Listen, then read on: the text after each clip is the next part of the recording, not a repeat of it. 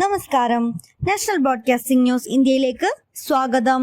വിവാദങ്ങൾക്കിടയിൽ നിയമസഭയിൽ എത്തിയ രാഹുൽ മാങ്കൂട്ടത്തിൽ MLAയോട് സംസാരിക്കാൻ കോൺഗ്രസ് അംഗങ്ങൾ ആരും കൂട്ടാക്കിയില്ല.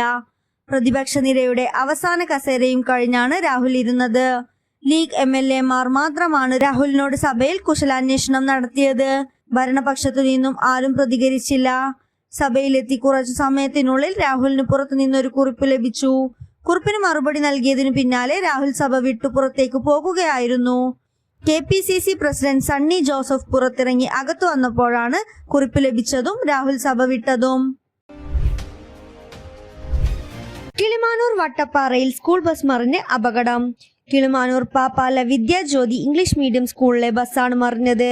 അപകടത്തിൽ പരിക്കേറ്റ് 20ഓളം കുട്ടികളെ കടയ്ക്കലിലെ ആശുപത്രിയിലേക്ക് മാറ്റി. കൂടുതൽ പരിശോധനകൾക്ക് ശേഷം സാരമായി പരിക്കേറ്റ 2 കുട്ടികളെ പാരപ്പള്ളി മെഡിക്കൽ കോളേജിലേക്ക് മാറ്റി. 20 അടി താഴ്ചയിലേക്കാണ് ബസ് മറിഞ്ഞത്. അപകടത്തെക്കുറിച്ചും കുട്ടികളുടെ ആരോഗ്യനിലയെ സംബന്ധിച്ചും കൂടുതൽ വിവരങ്ങൾ ലഭ്യമായിട്ടില്ല. ആഗോള അയ്യപ്പ സംഗമത്തിനെതിരായ ഹർജികൾ സുപ്രീം കോടതി ബുധനാഴ്ച പരിഗണിക്കും. ഹർജികൾ ഇന്ന് ചീഫ് ജസ്റ്റിസ് BR ഗവായ് അധ്യക്ഷനായ ബെഞ്ചിനു മുൻപാകെ ഹർജിക്കാരനായ ഡോക്ടർ PS മഹേന്ദ്രകുമാറിന്റെ അഭിഭാഷകൻ MS വിഷ്ണു ശങ്കർ പരാമർശിച്ചു.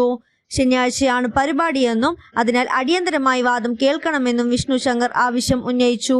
ഇതോടെയാണ് കോടതി തീരുമാനം. അതേസമയം ഹർജികളിൽ ദേവസ്വം ബോർഡ് തടസ്സ ഹർജിയും സമർപ്പിച്ചിട്ടുണ്ട്.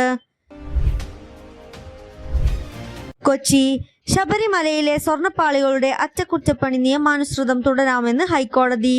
അറ്റകുറ്റപ്പണി എത്രയും വേഗം പൂർത്തിയാക്കി സ്വർണ്ണപ്പാളി തിരികെ സന്നിധാനത്തിലെത്തിക്കണം.